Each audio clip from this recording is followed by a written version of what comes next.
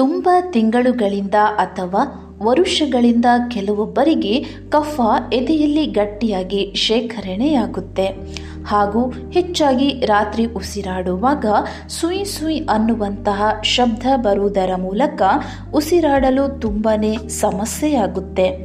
ಆವಾಗ ನೀವು ಈ ಮನೆ ಮತ್ತು ಒಮ್ಮೆ ಮಾಡಿ ನೋಡಿ, ಈ ಕಫದಿಂದ ಮುಕ್ತಿಯನ್ನು ಪಡೆದುಕೊಳ್ಳಿ. ಹಾಗೆಯೇ ಈ ರೀತಿಯ ಆರೋಗ್ಯ ಮಾಹಿತಿಗಳು ನಿಮಗೆ ಇಷ್ಟವಾದರೆ ದಯವಿಟ್ಟು ನಮ್ಮ ಚಾನಲನ್ನು ಸಬ್ಸ್ಕ್ರೈಬ್ ಮಾಡಿ ಅಂತ ಹೇಳ್ತಾ, ಈಗ ಈ ಕಷಾಯ ಮಾಡಲು ಬೇಕಾಗುವ ಸಾಮಗ್ರಿಗಳನ್ನು ನೋಡೋಣ. 4 ಟೀ ಸ್ಪೂನ್ ಆಗುವಷ್ಟು ಸಕ್ಕರೆ, 2 ಇಂಚು ಆಗುವಷ್ಟು ಶುಂಠಿ, 3 ಪಲಾವ್ ಎಲೆ, 15 ತುಳಸಿ ದಳ, 4 ಕಾಳು ಮೆಣಸು, 3 ಲವಂಗ. ಇದಷ್ಟು ಕಷಾಯ ಮಾಡಲು ಬೇಕಾಗಿರುವಂತಹ ಸಾಮಗ್ರಿಗಳು. ಕಷಾಯ ಮಾಡುವ ವಿಧಾನ: ಒಂದು ಪಾತ್ರೆಯಲ್ಲಿ ಮೊದಲಿಗೆ 4 ಟೀ ಸ್ಪೂನ್ ಸಕ್ಕರೆ ಹಾಕಿ ಸಣ್ಣ ಉರಿಯಲ್ಲಿ ನೀರನ್ನು ಹಾಕದೆಯೇ ಸಕ್ಕರೆಯನ್ನು ಕರಗಿಸಿಕೊಳ್ಬೇಕು. ಆವಾಗ ಸಕ್ಕರೆ ಕಂದು ಬಣ್ಣಕ್ಕೆ ತಿರುಗಿ ನೀರಾಗುತ್ತೆ.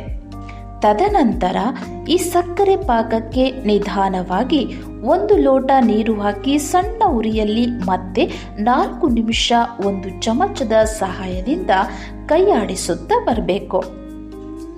ಹೀಗೆ ನೀರು ಮತ್ತು ಸಕ್ಕರೆ ಮಿಶ್ರಣ ಚೆನ್ನಾಗಿ ಬೆರಕೆ ಆಗಬೇಕು. ಹೀಗೆ 1 ಕುದಿ ಬಂದ ಮೇಲೆ ಪಲಾವ್ ಎಲೆಯನ್ನು ಸಣ್ಣ ಸಣ್ಣ ತುಂಡು ಮಾಡಿ ಅದಕ್ಕೆ ಹಾಕಬೇಕು ಹಾಗೂ ಶುಂಠಿಯನ್ನು ಚೆನ್ನಾಗಿ ಗುದ್ದಿ ಹಾಕಬೇಕು. ಮತ್ತೆ 4 ಕಾಳು ಮೆಣಸು, 3 ಲವಂಗವನ್ನು ಪುಡಿ ಮಾಡಿ ಹಾಕಬೇಕು. ಹೀಗೆ ನಿಧಾನ ಉರಿಯಲ್ಲಿ 4 ನಿಮಿಷ ಕಷಾಯವನ್ನು ಚೆನ್ನಾಗಿ ಕುದಿಸಬೇಕು. ಆವಾಗ ಈ ಕಷಾಯ ರೆಡಿಯಾಗುತ್ತೆ. ರೆಡಿಯಾದ ಈ ಕಷಾಯವನ್ನು 2 ಗಂಟೆ ಬಿಟ್ಟು ಸೋಸಿ ಒಂದು ಬಾಟಲಲ್ಲಿ ಸ್ಟೋರ್ ಮಾಡಿಟ್ಕೊಳ್ಬೇಕು. ದಿನಕ್ಕೆ 1 ಸ್ಪೂನಿನ ಹಾಗೆ 3 ಹೊತ್ತು ಇದನ್ನು ಸೇವಿಸುತ್ತಾ ಬರಬೇಕು. ಜಾಸ್ತಿ ಕಫ ಇದ್ದವರು 2 ಸ್ಪೂನ್ ಸೇವಿಸುವುದು ಉತ್ತಮ.